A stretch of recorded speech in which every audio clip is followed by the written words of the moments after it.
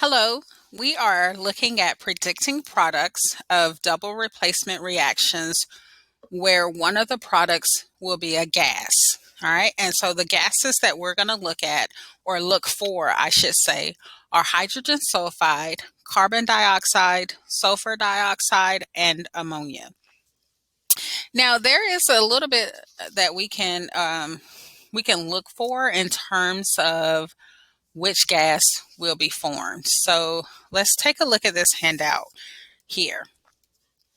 So with hydrogen sulfide gas, what we're looking for on our reactant side is some type of cation plus sulfide. So it can be like magnesium sulfide, potassium sulfide, things like that. And then we'll have an acid. And if you have your sulfide plus the acid, you're going to get hydrogen sulfide gas and a salt.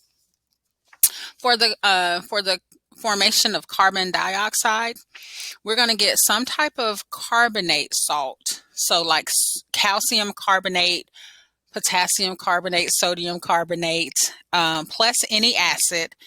You're going to get the salt, which is going to be the cation from the carbonate plus the anion from the acid, and your initial product will also be H2CO3. But the H2CO3 will actually be broken down into CO2 and H2O, which is water. And if you look at that, you'll see that, because if you take H2O, you take the two H's and one O from H2CO3, you're left with CO2. Okay? And with the sulfur dioxide gas, any sulfite, which will be like potassium sulfite, calcium sulfite, so forth and so on, and an acid, we'll end up with, as our products, we'll get a salt, which will be the cation from the sulfite, the anion from the acid, and we'll initially get H2SO3, but that is actually broken down further into SO2, which is our sulfur dioxide gas, and H2O, which is water. Same thing with ammonia. Any ammonium salt, okay, so it'll be NH4 and something else, plus any soluble strong hydroxide. So some type of base will react to form the salt, which is going to be the anion from the ammonium salt, to be the anion, and then the cation from the hydroxide.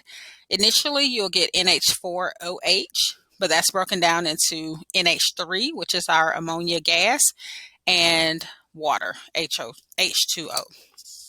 Okay, and so we're going to use this information to look at two examples and figure out how to figure out what gas is being formed. Okay, so our first example, we have FeS, which is iron 2 sulfide, and HCl, which is hydrochloric acid. Now, just like any other double replacement reaction, this cation is going to now connect to this anion. So iron will connect with chloride, and hydrogen will connect to sulfide.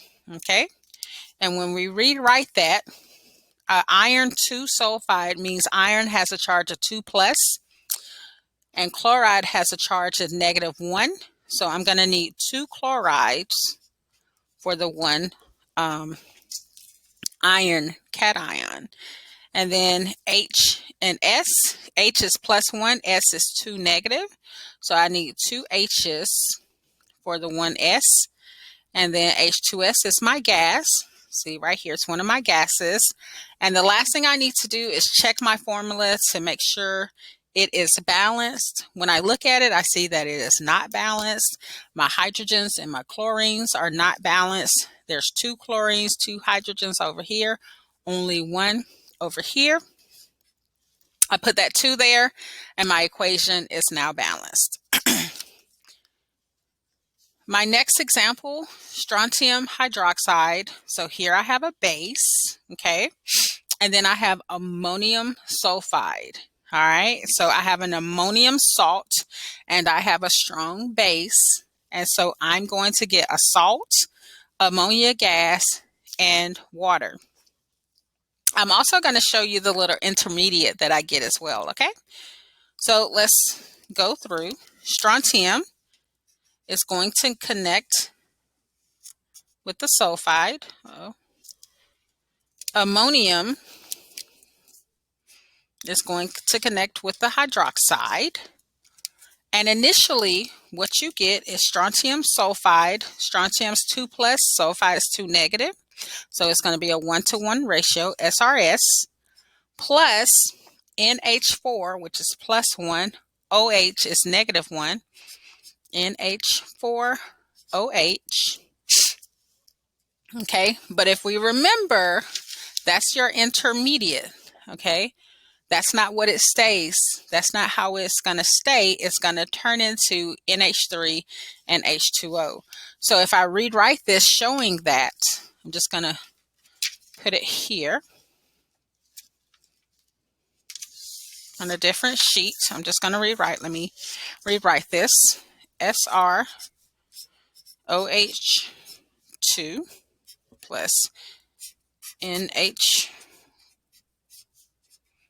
Okay, and I'm getting strontium sulfide, but then this ammonium hydroxide is going to turn into my ammonia gas plus my water, H2O liquid. Okay, wrote a little too big. It's not all on the same page, but that's okay. Then the next step is to check to see if my equation is balanced. And when I'm checking here, I notice that there's 2 nitrogen atoms here. And I have a total of 10 hydrogens and 2 oxygens. So if I put a 2 here, that gives me my 2 nitrogens, okay? And then I have 2 oxygens here. So if I put a 2 right there, okay, I got my 2 oxygens. Now let me count out my hydrogens. I got 6 plus 4, which equals 10. And then there's 1 strontium and 1 sulfide. All right. And so I will say that predicting products with double replacement reactions where a gas is formed can be the more difficult double replacement reaction to do out of the 3, where you have formation of a precipitate, formation of water, formation of a gas, because of these that form the little intermediates. And you may want to stop with that intermediate, but you need to go and do that extra step in order to get your gas. All right. If you have any questions, you can comment below. If you are one of my personal students, you can get in contact with me and I will answer your question. And thank you for watching.